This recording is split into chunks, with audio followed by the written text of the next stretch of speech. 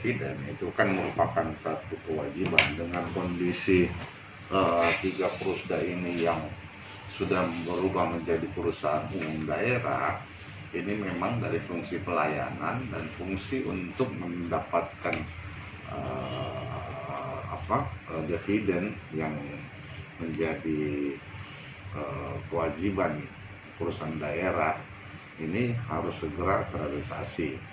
Adapun hal-hal yang menjadi kendala, ya kami harap jajaran direksi dalam hal ini juga mempunyai semacam komitmen, apalagi sebelum terpilih menjadi jajaran direksi, ini kan mempunyai satu semacam visi misi apa yang ingin dia lakukan atau mereka lakukan di perusahaan umum yang nanti insya Allah mereka kelola. Nah, ini juga menjadi bahan evaluasi apakah selama ini bekerjanya sudah maksimal atau tidak. Nah, kita tahu alas kondisi sekarang dengan kondisi COVID ini memang ada hal-hal pasti akan terganggu.